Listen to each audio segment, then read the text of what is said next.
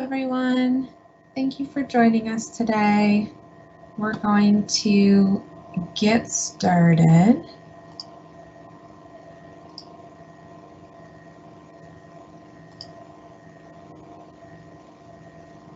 Hopefully this is sharing to all of you.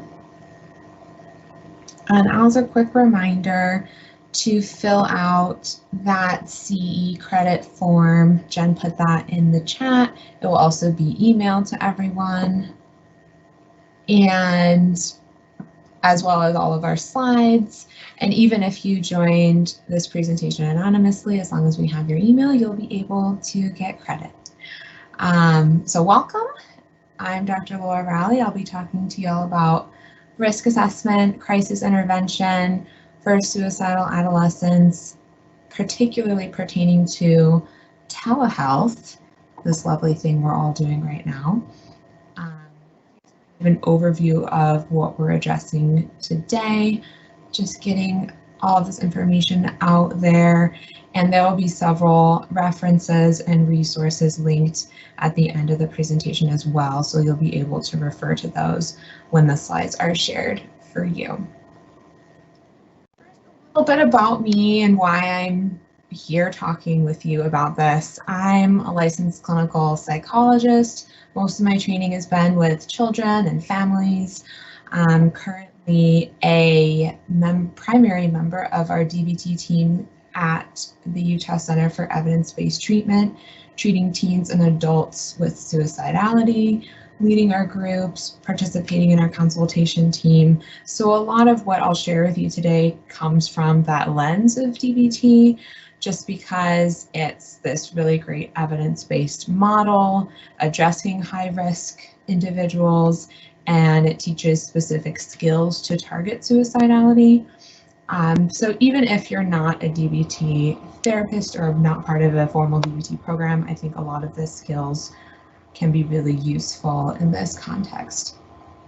Also, we've all as providers kind of been shoved in this telehealth world, and maybe that presents a lot of uncertainty about engaging with high-risk individuals in this format. And so another aim of this talk is to really provide those skills and that information so that we can do this effectively in this modality. And I think, as you'll notice, there are some differences in the way that we're setting up our treatment and trying to encourage success that might be different than an in-person session. However, there's going to be a lot of things that really aren't that different in how we would normally assess and treat suicidality. And so maybe a lot of you are already doing many of these things, and then maybe this talk will just be very validating for you, and then you can get your CE for that. I'm not going to spend too much time on this. We all know things are bad out there. The suicide rates for youth have increased pretty drastically even prior to now. A lot of this is coming from the CDC's data, and the most recent data that they've tracked long term is more roughly 2017, 2018. It is the second leading cause of death among young people.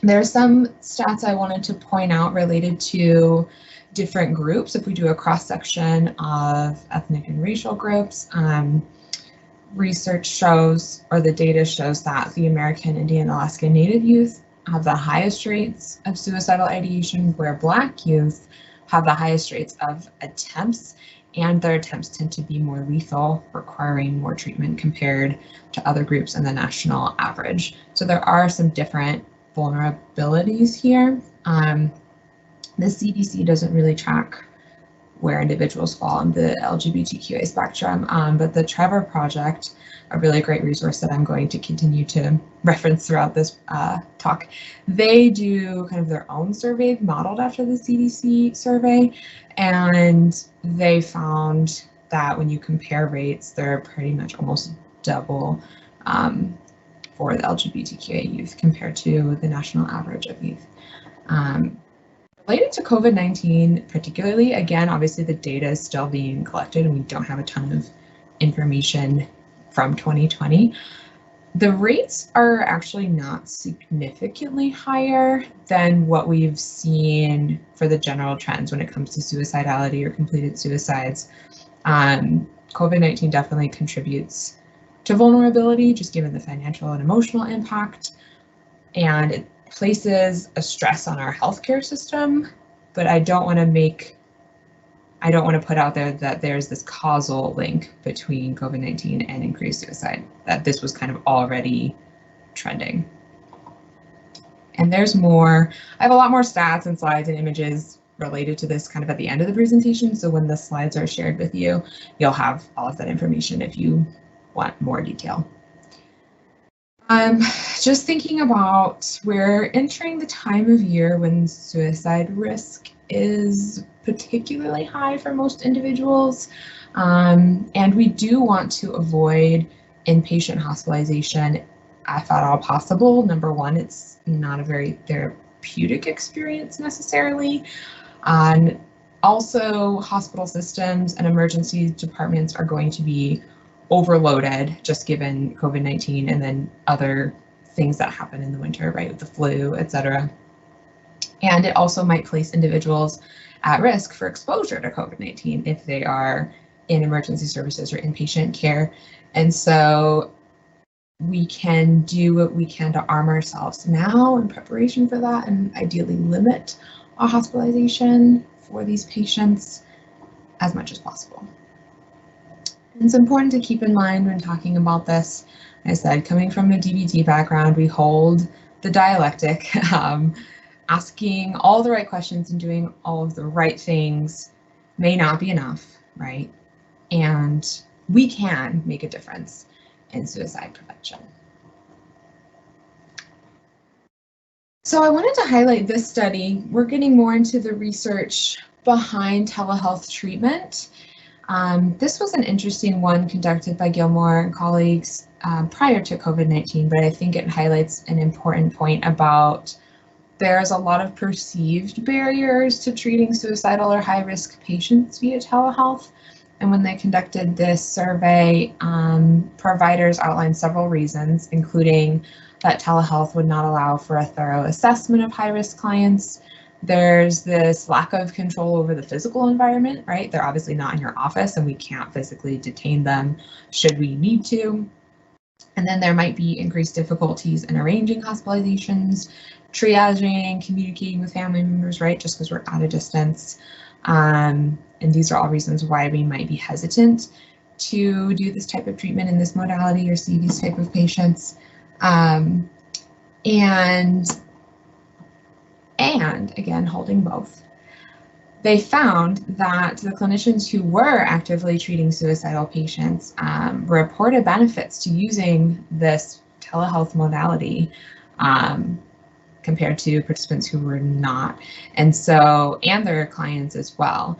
So the clients and the providers who treated them described several benefits of this practice. So a lot of times the barriers might be more of our perception or our own fears about doing this rather than actual impediments to being able to do this effectively.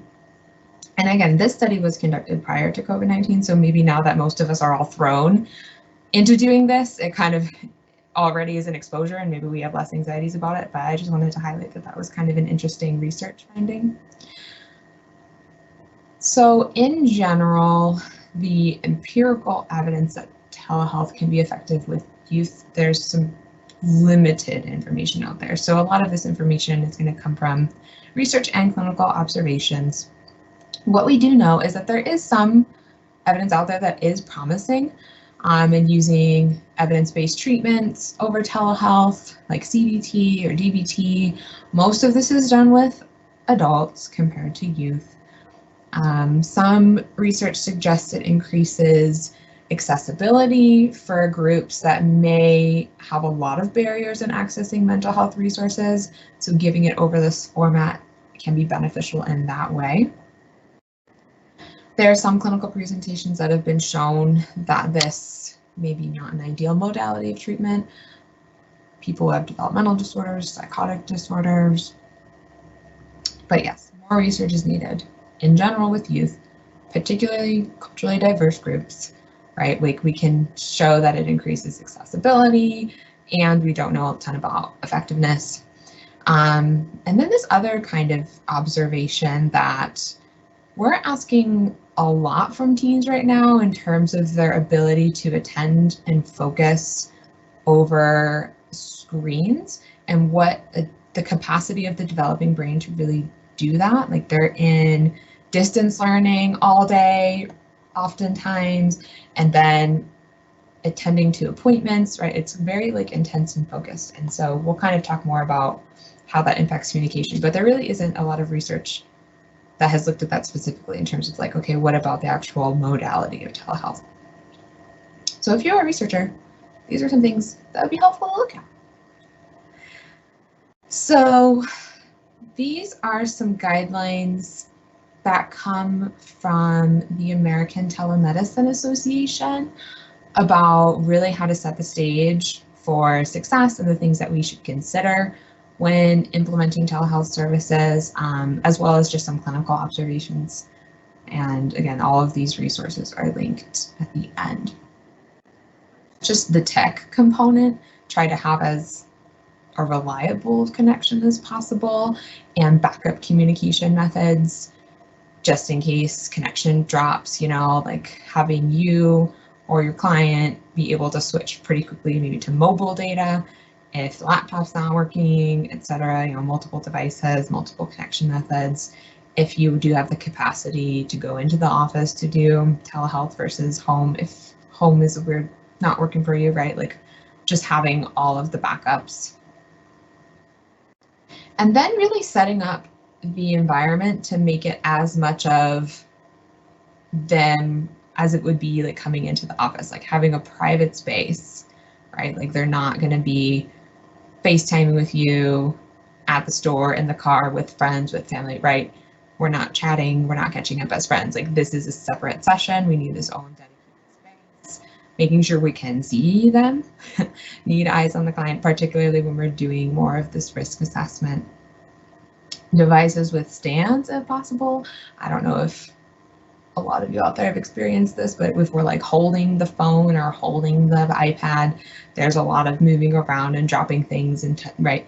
So having it set in a stable place, they don't touch it, and then it's just not interfering.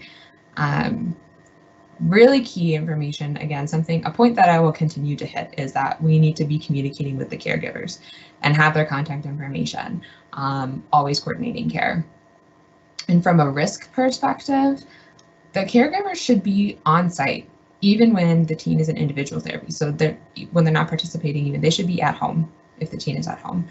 Because the teen is not with us, they're not in our center, we're obviously not with them, we need that adult presence on site that can act in the case of an emergency. And so that's an expectation that could be set up at the beginning of treatment, that we really need to have someone, whether it's their parent or grandma, you know, like a dedicated adult to be the presence there.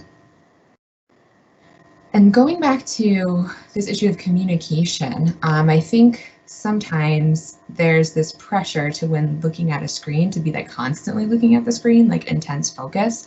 And that's not how we communicate in real life. We're not always like having this direct eye contact and looking at each other's faces, right? Like teens especially oftentimes might be looking away or looking down or fiddling with something else, or right. And so giving them a permission that they don't need to have this intense focused eye contact all the time, be looking at the screen all the time. They can look away. You can look away from them. You can look down and write your notes, right? Like kind of easing some of that stress and building that rapport. And then just no eating, right? The sounds of crunching on audio feedback, it's not great. So that probably would also be considered therapy interfering. The American Telemedicine Association also outlined some ethical considerations when conducting telehealth intervention.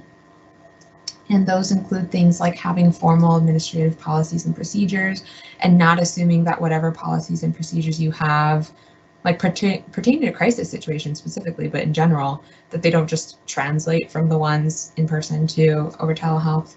Having informed consent to parents and clients about potential limitations of telehealth practice, especially if you're, say, doing something like DBT or an evidence-based treatment.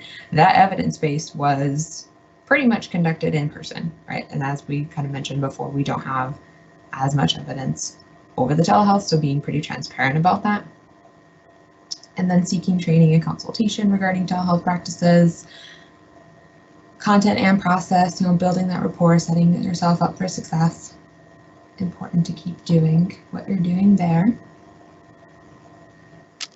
So getting down to risk assessment. And I talk about risk assessment and safety planning kind of together. They'll be going a bit back and forth because you're doing this maybe at multiple stages in treatment. We're doing this at the front end when we're treatment planning, having some initial risk assessment and initial safety planning, so we have a clear plan of action in case something happens. And then we're also doing this in a crisis situation, right? So we don't necessarily have to do this in this order, like we're going to be doing both at multiple times. But in general, things to keep in mind when doing risk assessment is that there is a function to this behavior. It is to reduce intense emotional suffering, and you can see kind of in that graphic how it gets caught up in that loop. So we can validate that it's normal to want to avoid pain, it's normal to do whatever is necessary to alleviate intense pain. We can kind of validate the function of this while we're discussing this with them and thinking about safety planning. Also helpful in risk assessment are some formal measures. Here's a couple of examples. There's more out there, but we have the Columbia Suicide Severity Rating Scale, which is a structured, brief assessment of suicidal ideation and suicidal behaviors. It's a couple pages, very simple, freely available. And again, this is something that can be done at the beginning of treatment and then something to track throughout, particularly for our clients who might be more chronically suicidal and then just have like fluctuating levels of risk. It's helpful to have like a standard measure we can rely on to track that data. Another option that's out there comes from the Collaborative Assessment and Management of Suicidality. They have their suicide status form. This is a bit more in depth.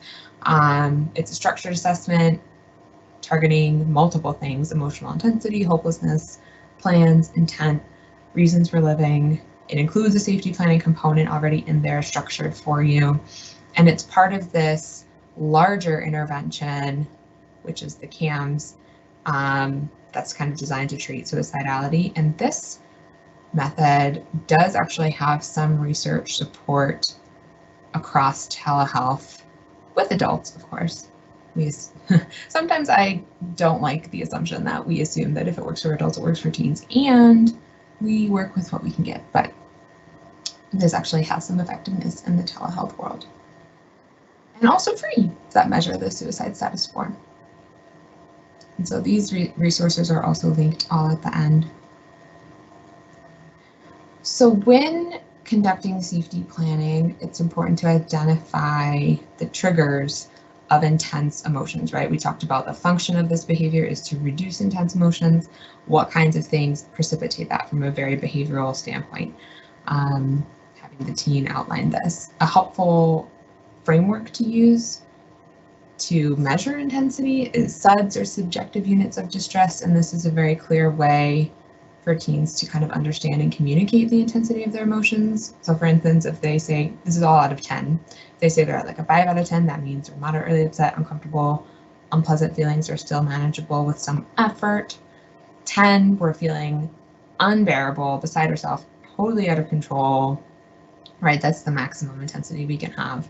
And so when we're safety planning, not only are we identifying the situations that trigger heightened emotional responses, we're also kind of putting them in this rating comparatively to each other.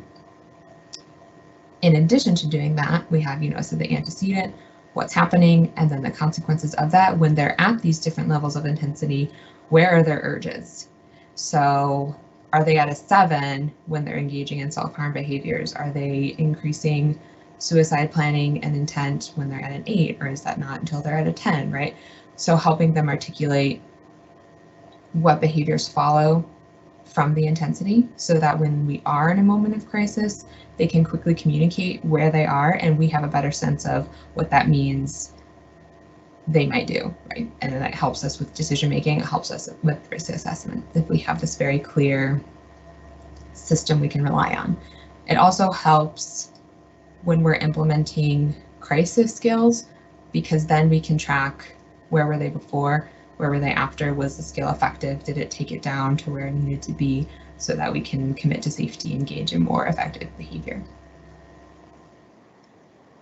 Caregiver involvement is key. I'll keep mentioning that, particularly for safety planning for various reasons. They can help assess access to means, such as having guns in the home. I won't belabor this point, but I will say having guns in the home increases the risk of lethality of suicidality. So we want to make sure that these things are locked up, that caregivers also are aware of access to medications or other weapons or things that could be used to harm.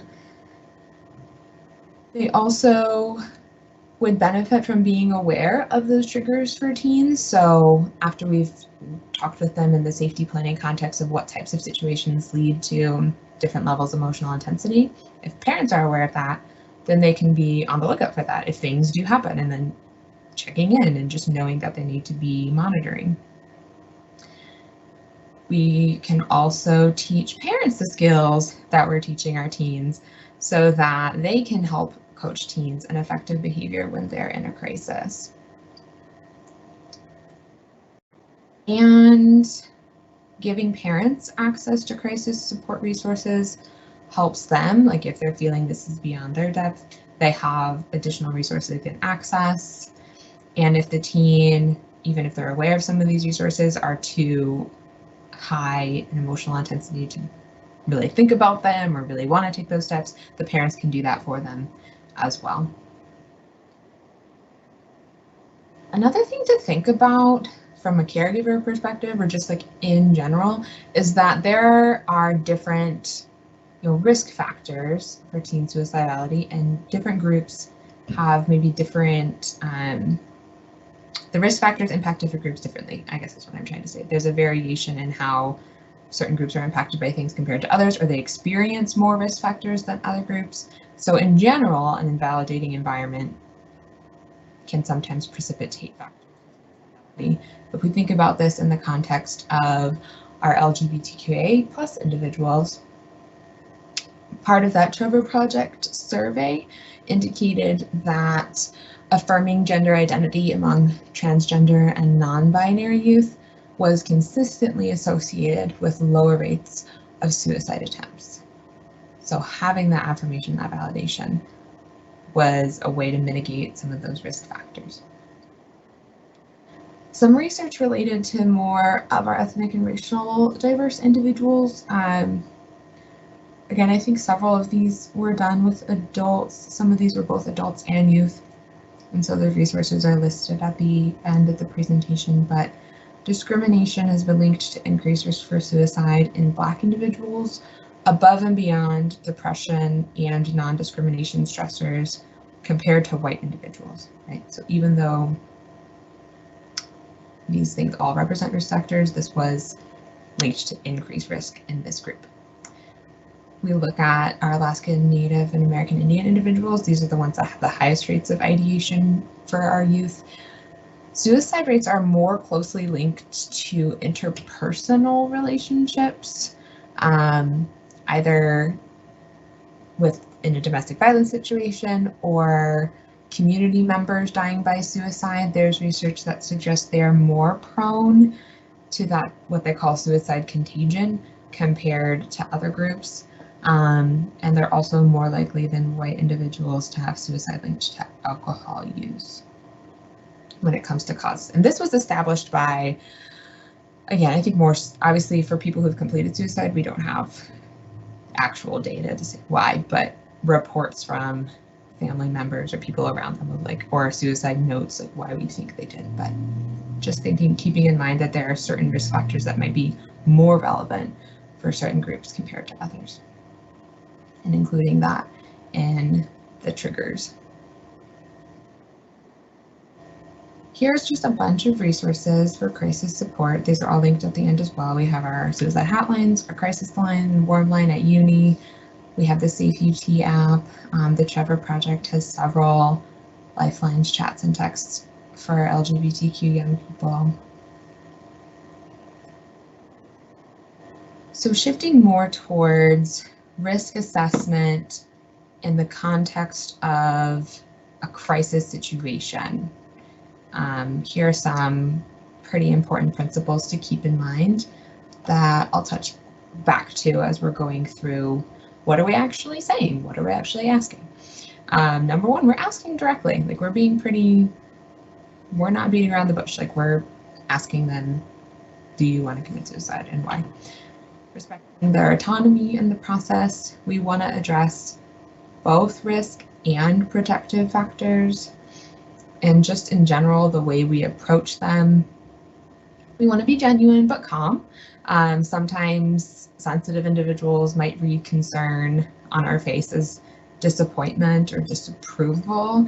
And especially kind of in this telehealth modality, the nonverbals might be a little bit difficult to pick up on, might get lost in translation. So we want to be sure that we are paying attention to that and like what we're communicating with them.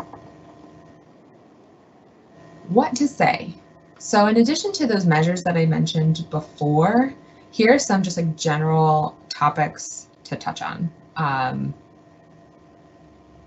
Show them that you respect their autonomy and that this is a collaborative process, that you are not going to keep secrets when it comes to their safety. That's something we're setting up at the front end and reinforcing that you are going to have to tell parents and report these things or access emergency services if they are not willing to. Contributing to that sense of showing calm, just, you've heard these things before, you're here to help. Validating the emotion and emphasizing a different pathway to relief. So kind of as we mentioned before, holding that dialectic of, yes, you are in pain, you understand the function of this, and there is another way another path we can choose. Identify the things that prompted the crisis, and some of this you've maybe already done with the safety planning. You know the types of events that trigger, but then go into the more specifics, helping them connect the events to their emotions, to their urges, right? Summarize what it sounds like they're saying, and talk about a more skillful plan of action, helping them come up with things that have worked in the past when they've had these really intense emotions, giving them skills to try. Some of these we've maybe outlined already in our crisis plan, reminding them of those things, reminding them of the skills that they have and the resources that they have access to. Just, again, this comes from the genuineness. Say that you care, that you don't want them to die. And then generating hope, right? Again, holding both. We do feel stuck right now and we can figure this out.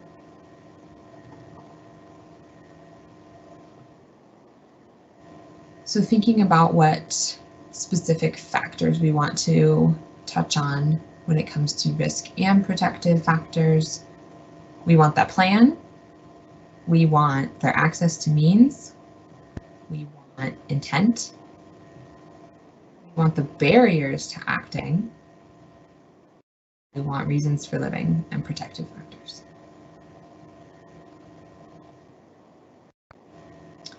Okay. Say we got all that information. Say we have the plan, we have the access, we know where they are, we know where their emotions are, we have our safety plan in place. We need to make a decision. How do we make this decision? What do we do? So here are some factors that might be present that might suggest, okay, we actually have to go to the hospital. And so this will vary a bit by individual, but general, the things that you're looking for are they have a clear plan, means, intent, and few barriers to acting and few protective factors. There are similar circumstances to past suicide attempts, and their distress is too high to either assess appropriately or be willing to engage in any skill use, and their caregiver, the adult on-site, is unable or unwilling to monitor safety at home. So these things would generally be the times when, okay, we can't manage this with crisis skills, or we tried and it didn't work. We might need to actually access emergency services. Here are some indicators that we can manage this and monitor outside the hospital, just knowing that the hospital is still an option that we can access. There's some degree of plans, means, intent, and some barriers or similar circumstances to prior attempts. Like, we do see some of those risk factors there. And they are willing to problem solve and try skills. They communicate that they believe they won't act on these things, right? The intent isn't necessarily there, and they do want to commit to safety. And the caregiver is able and willing to monitor safety at home and feels like they can handle that. So even if maybe some of these protective factors aren't as present, then if the caregiver is a good source of support and feels comfortable doing this and feels like it's within their means to do so, they can monitor the risk at home. Just knowing that if they do feel like it's past their comfort zone and their concern level, they can certainly go to emergency services. So if we are taking the crisis skills route, here are some things we can do. And these are all coming from DBT, mostly like distress tolerance skills, or how to survive a crisis situation without making things worse. Things you can teach your clients and their parents. We have our stop skill, and this is literally just to combat that action urge. So sometimes when we have really intense emotions, we have that urge to want to do something. So cutting that cord between feeling and doing, stopping, taking a step back, deep breath, observe what's happening, right? Get ourselves a bit outside of our minds. What are thoughts and feelings? What are other people doing? What's in the environment? And then making a decision on what to do. Thinking of what the plan is, engaging in effective behaviors. Tip skill. And this one, I find, at least with the people I've worked with, is like the most impactful. I teach it pretty much to everyone because it works pretty immediately and it's effective. The goal behind the tip skills is that we're manipulating our body's physiology to force our heart rate to come down, and then that's going to force some of the emotional intensity to come down. It simultaneously serves as a bit of a distraction, something else to focus on regarding sensations. That's, again, pulling them out of their minds in that intense emotional place. So it can be done in several ways. We have using manipulating temperature with very cold water, either putting it on their face, holding ice cubes and watching them melt, ice packs, frozen water bottles, right? Whatever it is, cold. And that one I think most people resonate with as being effective.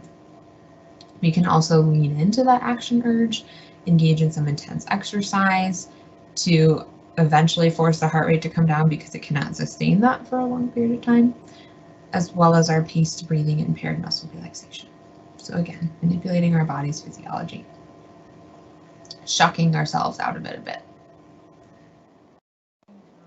Self-soothe skill, which can reduce intensity of negative emotions. It kind of pulls our attention more to our physical sensations, tapping into our senses. They're also, again, as the name suggests, soothing, pulling ourselves out of our mind and our emotions and focusing on those sensations. So things that smell good, taste good, sound good, touch.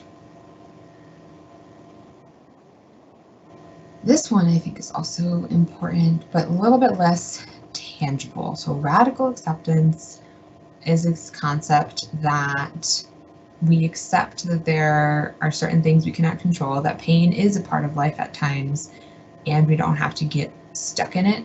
And the more we try to resist it or push it away or push away reality, then that is what's causing suffering. So we accept that pain. We don't have to accept suffering. And so if we accept the things that we cannot change, and we accept that emotions will happen and ride it out, then we can make more effective choices. And I feel like 2020 is the year of radical acceptance. Maybe we are already doing this always. As I said, this one's a little bit less tangible in terms of like the senses and, you know, shocking ourselves with water and soothing, but it is an important concept to really hold and communicate. So shifting a bit now from the crisis assessment and intervention to our role, like we can't forget about ourselves in all of this. Our jobs are sometimes really hard. Like it's hard to be doing this. It's hard to be doing this in this context. Like we are also feeling those vulnerability factors from the COVID-19 pandemic that our clients are, and we have to hold that and them sometimes. And so here are some things to think about just in terms of making sure we're going to be able to engage in our most effective behavior. So again, with DBT, we hold that dialectic, the burden of self-care is not on you, and really strive toward exceptional self-care anyway. We have this saying in DBT that I may not have caused all of my own problems, and I have to solve them anyway. Use the skills on yourself. There's no reason why they're just for them. Use skills. Utilize consultation. This is really key. So even in something like, you know, whether you're in DBT or you're not, or if you're doing another type of treatment, this type of caseload is really not meant to be held just on your own. And the benefit of evidence-based models is that there are many out there that are doing what you're doing. And so there is that resource to pull from, kind of sharing that burden with the team. Along those lines, but maybe a little bit different, even if you're not necessarily relying on case consultation specifically, it's important to have peer support in general. Again, for the work that we do, it's hard. And just some people who understand it, people who are in it with you. And if we're struggling to feel like we have a good system where we are right now, build on existing networks that maybe you've had in the past, like in grad school, who your mentors were there, who your cohort was there in training and internship or in postdoc if that's what you did. There's different listservs that exist if you're looking more for in the community, but just like finding your people more, reaching out to others. I think in this day and age, people are more inclined to feel a bit disconnected from people and are more open to reaching out and receiving that and being there for each other. This is another type of protection, but just document everything that you're doing, particularly following a crisis, making sure you're outlining exactly what factors you assessed, what were the protective factors, the rationale behind whatever decision that you made, whether that was to seek services or not, who's monitoring risk, what the follow-up is. So say you made a decision like, oh, we're going to monitor this and parents are going to watch out for this and we're going to use this skill, but then establish a point of communication in the short term after that to make sure there is that some type of follow-up, and then document all of that just in case, protecting ourselves. Setting boundaries for yourself. This can look different depending on what is available and what the needs are, whether that's actual time off when you need to, or if you're able to, recognizing that not everyone is able to. Getting coverage, like if you're the type of provider that does phone coaching, for instance, or has like access, if your patients have access to you outside of the typical appointment or office hours, maybe establishing coverage for that component for a period of time, so that you can more easily draw the boundaries between work and personal life. And in general, making sure we're setting limits on our caseload. If literally all of our patients are suicidal or at suicide risk, that's not really feasible to maintain in the long term. So knowing where your limits are to be the most effective to the people that you do have and not taking too much beyond your limits. In general, if we're feeling like your client is not safe being treated in an outpatient setting or whatever setting you work in, referring them to the appropriate place, right? Like if it's getting to a point where, okay, maybe we do need DBT, maybe we do need intensive outpatient, maybe we need residential, maybe we do need hospitalization, right? Referring them to where they should be based on where they're at. And I threw this in there. We can use DBT interpersonal skills, such as Dear Man, to ask for what you need or to say no effectively, negotiating, setting those boundaries.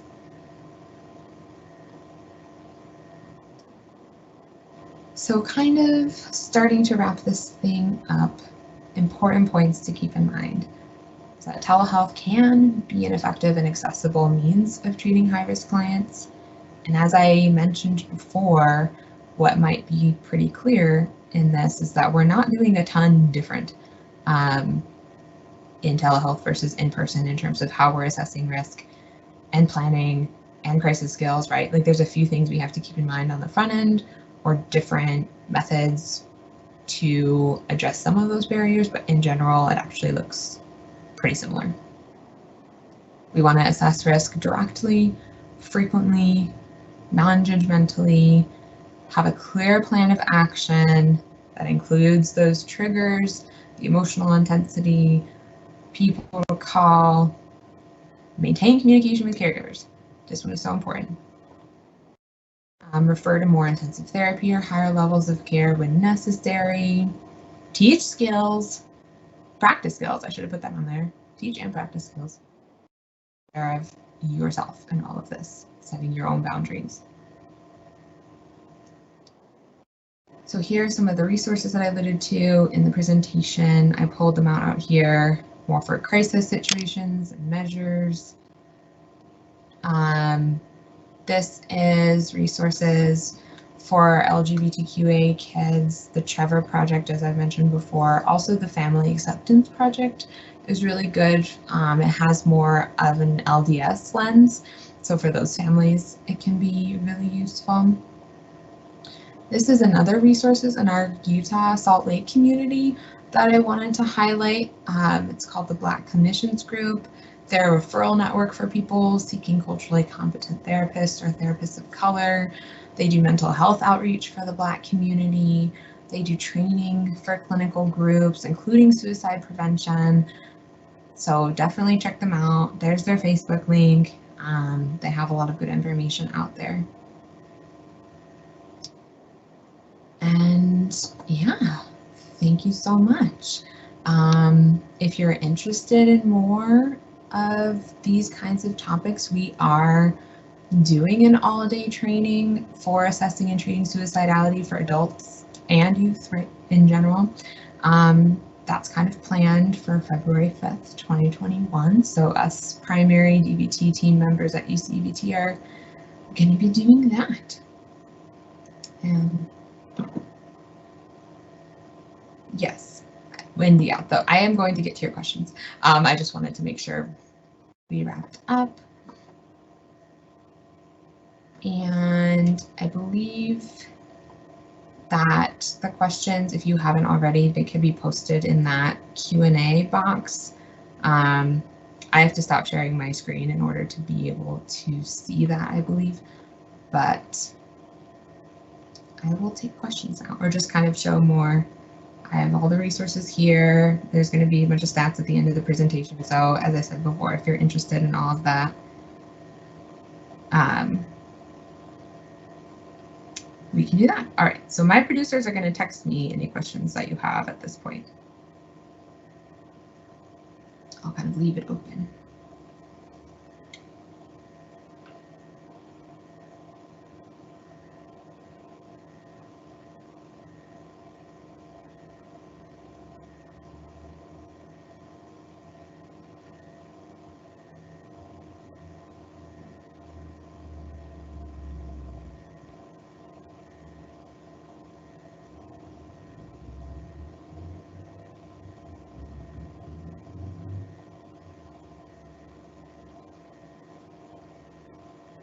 All right, while we're waiting for questions to come in, we also wanted to share that we have a more immediate future presentation coming up by our own Shelley Balti, who is our Trauma, Stress, and Resilience Program Director. And that's coming November 17th.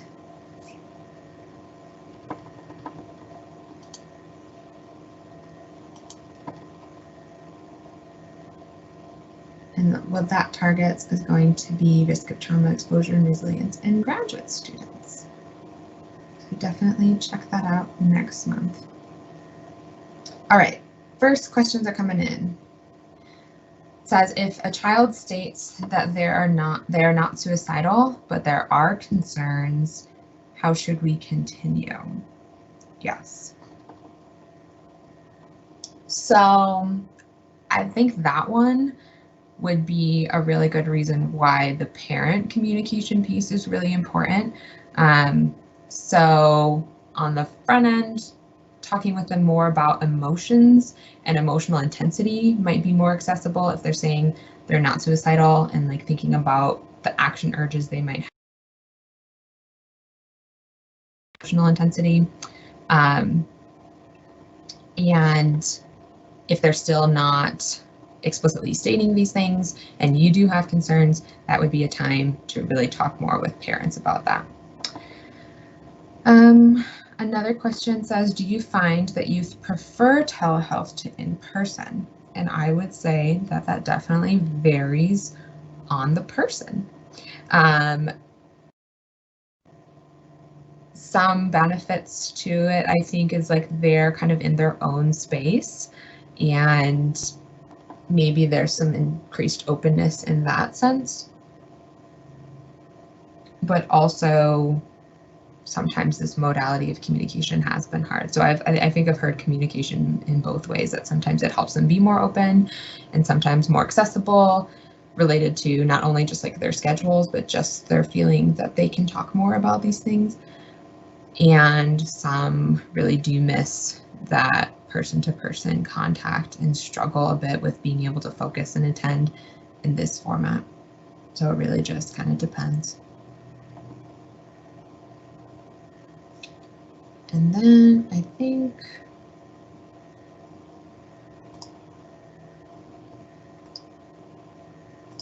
so one of you guys wanted more of the references, which we can do. I can have it shown on here again. But as said, these will be sent to you, so you'll be able to see them there. But those are some of the references. There's more kind of later on in the chat too. Any other questions or thoughts?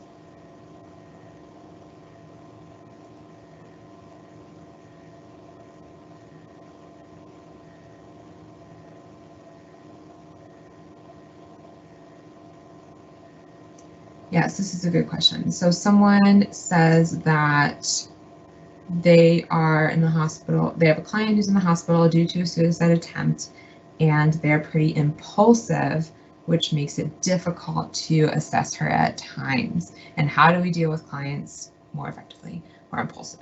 Yes, and that is super relevant, I think, for a lot of teens. So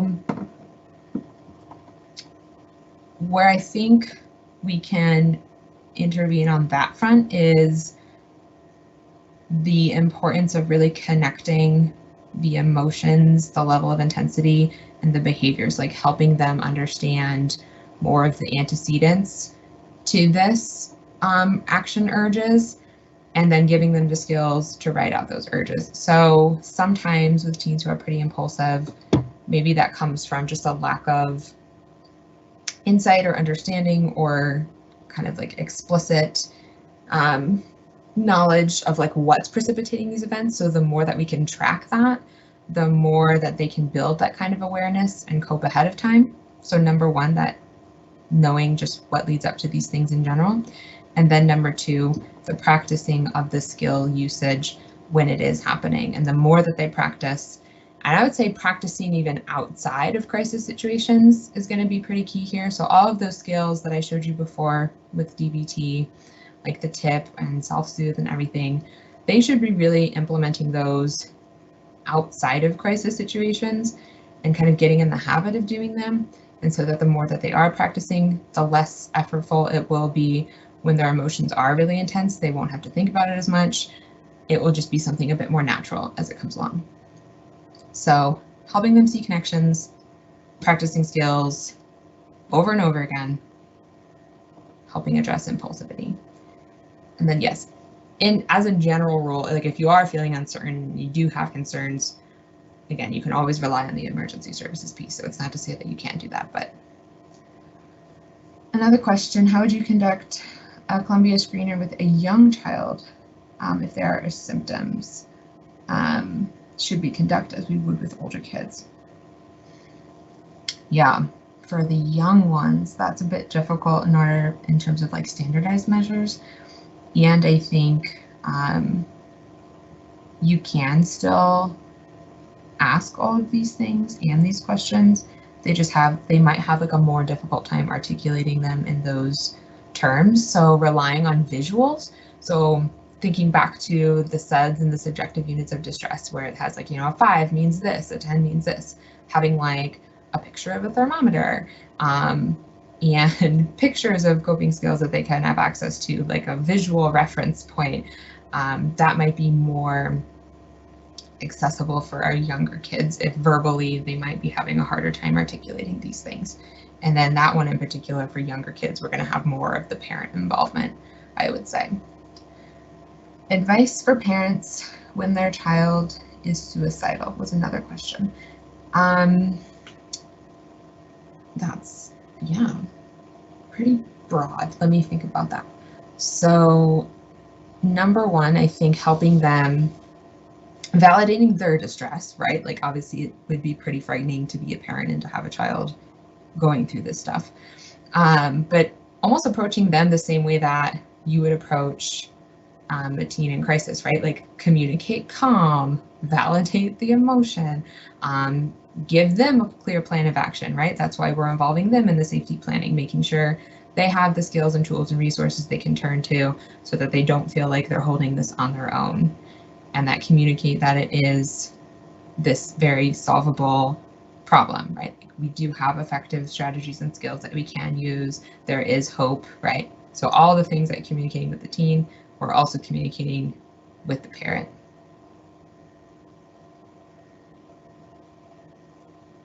Hopefully that answered your question.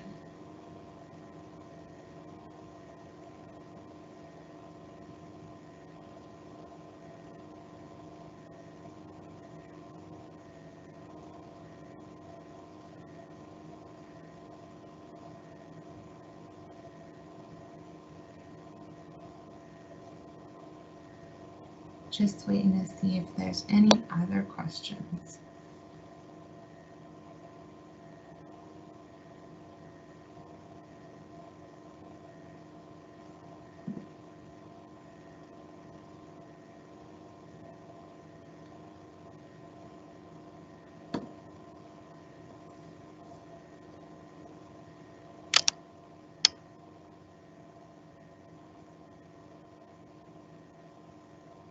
I appreciate all of you guys sticking in there. These are really good questions too. It's a hard job we have.